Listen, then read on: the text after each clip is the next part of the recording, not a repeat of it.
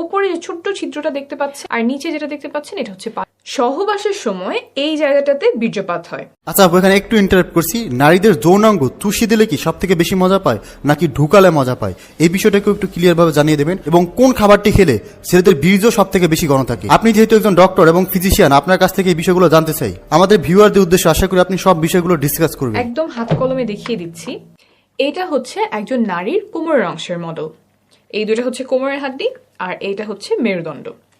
আমরা নিচে চলে যাই। এই ওপরে যে ছোট্ট ছিদ্রটা দেখতে পাচ্ছেন এটা হচ্ছে প্রস্রাবের রাস্তা, এদিক দিয়ে প্রস্রাব বের হয়। তার নিচে এই যে এই ছিদ্রটা দেখতে পাচ্ছেন এইটা হচ্ছে যোনিপথের ছিদ্র। এইখান দিয়েই মাসিকের রক্ত বের হয়, প্রসবের সময় এই রাস্তা দিয়েই বাচ্চা বের হয় এবং সহবাসের সময় এই রাস্তাতেই বীর্যপাত হয়। আর নিচে যেটা দেখতে পাচ্ছেন এটা হচ্ছে পায়ুপথ, এখান দিয়ে মল বের হয়। এখন আমরা চলে আসি ভেতরে কি আছে। সবচেয়ে উপরের ছিদ্রটা ছিল প্রস্রাবের রাস্তা, তাই আমাদের প্রস্রাবের রাস্তার পেছনে আছে মূত্রথলি। এখানে প্রস্রাব জমা থাকে, তারপর প্রস্রাবের রাস্তা দিয়ে বের হয়ে যায়। এখন আমরা আসবো যোনিপথের রাস্তার পেছনে কি থাকে। সন্তান ধারণ বোঝার জন্য এটাই সবচেয়ে গুরুত্বপূর্ণ। যোনিপথের পেছনে থাকে এই জিনিসটা, আস্তে আস্তে বোঝাই। এই যে দেখছেন ছিদ্রটা, এটাই হচ্ছে যোনিপথের ছিদ্র। এদিক দিয়েই রক্ত বের হয়, এদিক দিয়েই বীর্যপাত হয়, আবার এই রাস্তা দিয়েই বাচ্চা প্রসব হয়। তো এইখানে হচ্ছে আমাদের বীর্যপাতটা হয়। বীর্যপাত হওয়ার পরে শুক্রাণু এইখান থেকে চলে যায় জরায়ুতে। জরায়ুটা হচ্ছে এই জিনিসটা, এই যে এইটা হচ্ছে আমাদের জরায়ু। ভেতর থেকে কিরকম দেখা যায়, ভেতর থেকে এরকম দেখা যায়। আমি আরেকটা ভালো মডেলে এই যোনিপথ এবং জরায়ুটা দেখাচ্ছি। এই যে এটা একই, এই জায়গাটা এইটা হচ্ছে আমাদের যোনিপথের ছিদ্র, এদিক দিয়ে মাসিকের রক্ত বের হবে। ভেতর থেকে যদি আসি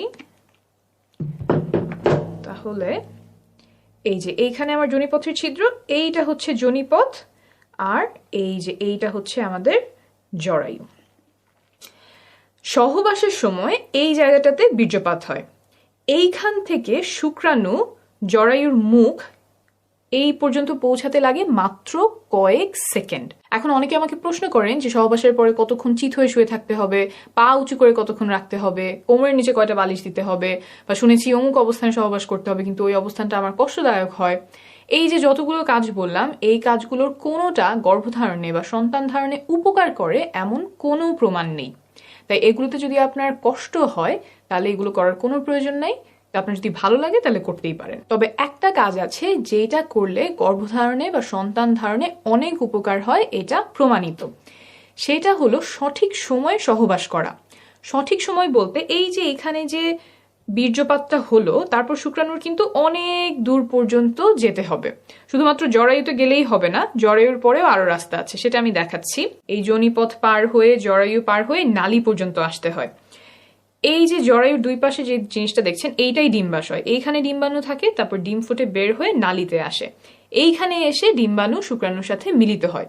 অর্থাৎ শুক্রাণুর যে লম্বা পথ, যোনিপথ, তারপর জরায়ু, তারপর নালীতে আসা, এই লম্বা যাত্রায় তাকে অনেক কিছু সাহায্য করে। যোনিপথের যে স্রাব আছে, জরায়ুর যে স্রাব আছে, তারপর সংকোচন প্রসারণ, এই সব মিলে শুক্রাণুর পথটাকে সুগম করে।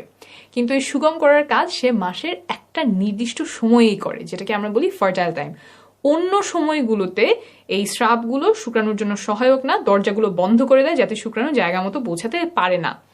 তাই এই ফার্টাইল টাইম বা সঠিক সময়, সহবাসের সঠিক সময় জানাটা খুব গুরুত্বপূর্ণ।